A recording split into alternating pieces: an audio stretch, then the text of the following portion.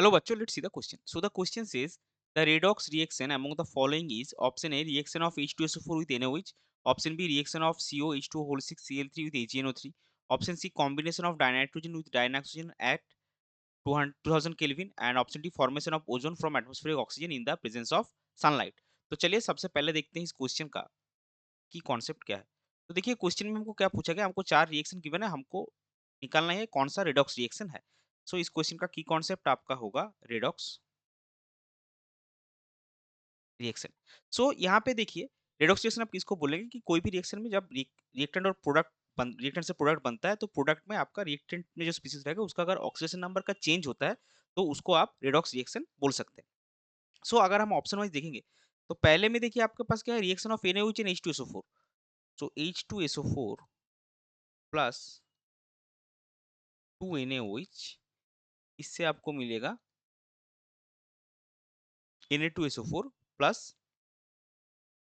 2H2O।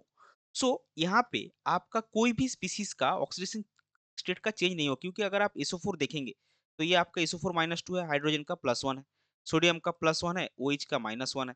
यहाँ पे भी आपका सोडियम का +1 है, SO4 का ग्रुप का -2 है, हाइड्रोजन का +1 और ऑक्सीजन का -2। सो यहाँ पे भी आप अगर ऑक्सीजन का -2 थोड़ा आपका इशू है तो ऑक्सीजन का -2, हाइड्रोजन का +1। सो किसी भी स्पीसीज का ऑक्सीजन स्टेट का चेंज नहीं हुआ है। सो ये आपका रिडॉक्स रिएक्शन नहीं है, ये आपका क्या है, ये एसिड बेस का न्यूट्रलाइजेशन रिएक्शन है। न्यूट्रलाइजेशन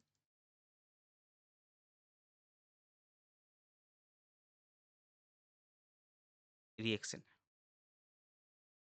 दूसरा बी में देखिए क्या है आपका,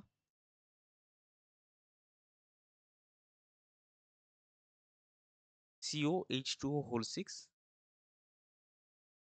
Cl3 प्लस 3 AgNO3। इसमें भी आपका क्या होगा, कोई भी स्पीसीज का, ये तो आपका कॉम्प्लेक्स हो गया, Cl का -1 है और NO3 ग्रुप का भी यहाँ पे -1 है।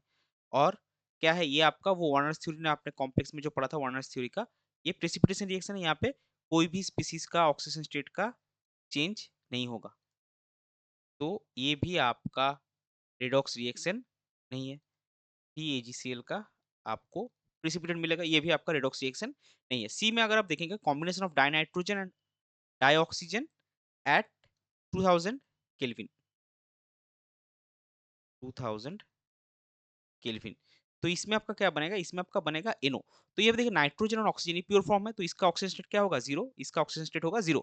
लेकिन ऑक्सीजन का यहाँ पे -2 और नाइट्रोजन का यहाँ पे क्या होगा, +2। तो हम क्या बोल सकते हैं, जो आपका ऑक्सीजन है वो 0 से -2 गया है, तो ये रिडक्शन हुआ है इसका।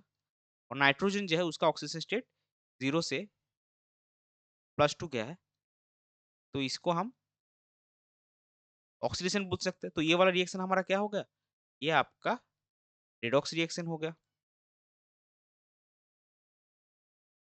और डी में क्या है, ऑक्सीजन से आपका बन रहा है क्या, ओजोन। सो ऑक्सीजन भी आपका नेचुरली ऑकरिंग सब्सटेंस है इस प्योर फॉर्म, और ओजोन भी आपका नेचुरली, तो दोनों का ही ऑक्सीजन स्टेट क्या होगा, 0। सो इसमें ऑक्सीजन का ऑक्सीजन स्टेट का कोई चेंज नहीं हो रहा है, तो ये भी रेडॉक्स रिएक्शन नहीं है। तो हमने क्या देखा, जो ऑप्शन सी हमारा है, that is reaction of dinitrogen, combination of dinitrogen and dioxygen at 2000 kelvin, this is a redox reaction. So इस पर्टिकुलर क्वेश्चन के लिए आपका करेक्ट फाइनल आंसर हो जाएगा option C. I hope you understood it well, best of luck, thank you.